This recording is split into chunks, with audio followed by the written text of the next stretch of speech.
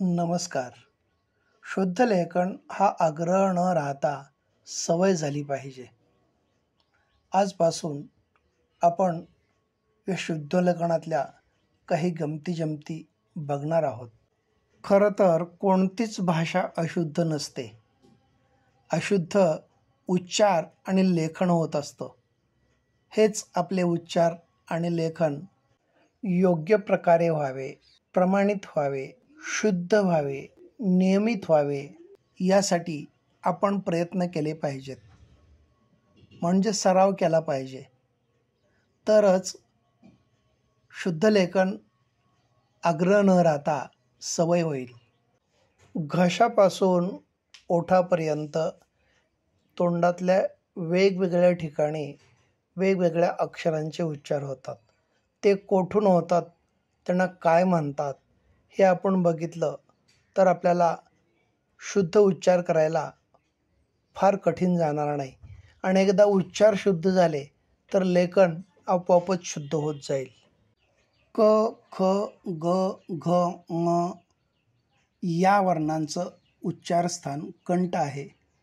च, छ, ज, झ किंवा च, छ, ज, झ, य या वर्णांचं उच्चारस्थान मूर्धा आहे. ट, ठ, ड, ढ, न या वर्णांचं उच्चारस्थान टाळू आहे. त, थ, द, ध, न या वर्णांचं उच्चारस्थान दात हे आहे. तर प, फ, ब, भ, म या वर्णांचं उच्चारस्थान ओठ आहे. याबरोबरच प्रत्येक ओळीमध्ये जे शेवटचं अक्षर किंवा वर्ण आहे तो परसवर्ण म्हणून ओळखला जातो आणि तो परसवर्ण अनुनासिक आहे. म्हणजे त्याचा उच्चार नाकातून होतो आणि जेव्हा जेव्हा असा उच्चार नाकातून होतो तिथं आपल्याला अनुस्वार द्यावा लागतो. हा अनुस्वार अक्षरावर टिंब देऊनच दाखवला जातो. याला शीर्षबिंदू असंही दुसरं नाव आहे. या अनुस्वाराची काही उदाहरणं पुढीलप्रमाणे: आगंतुक, कादंबरी, कुटुंब, अंक, पंखा, पिंपळ, चंद्र, पंडित, गुलकंद, चिंच, तंटा, निबंध आणि आंबा. आबा झाडाला लटकला असं मुलगा निरोप घेऊन आल्याबरोबर सगळे धावत पळत झाडाजवळ गेले. पाहतात तर तिथं कोणीही नाही. त्याने मुलाला विचारलं, काय रे, आबा झाडाला लटकला होता म्हणालास, इथं कुठं आबा दिसत नाही आहे. तेव्हा मुलग्याच्या लक्षात आलं, आपण आंबा झाडाला लटकला होता असं म्हणायला हवं होतं.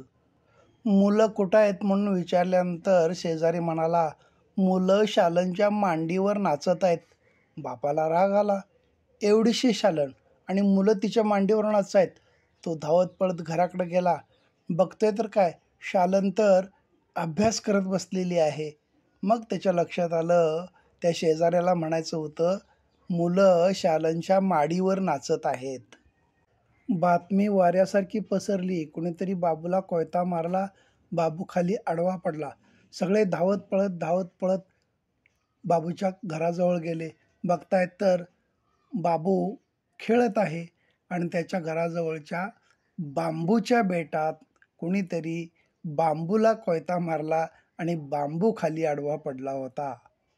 शंकरांनी बातमी ऐकली. नदीला पूर आला तेव्हा नदी तिथे पोहत होता. ते घाबरले. नदीला कसा काय पूर आला आणि नदी कशी काय पोहते आहे? त्यांनी जाऊन पाहिलं तेव्हा त्यांच्या लक्षात आलं, नदीला पूर आला होता आणि नंदी तिथं पोहत होता. रंगमंचावर गेलेला राजू आपली कला ढगात सादर करत होता. ही बातमी ऐकून गुरुजी घाबरलेच.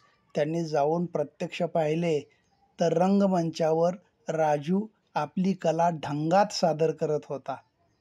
पुन्हा भेटू पुढील भागात अशाच काही शुद्ध लेखनाच्या, नियमित लेखनाच्या, प्रमाण लेखनाच्या विविध उदाहरणांसह आणि गमती जमतीसह.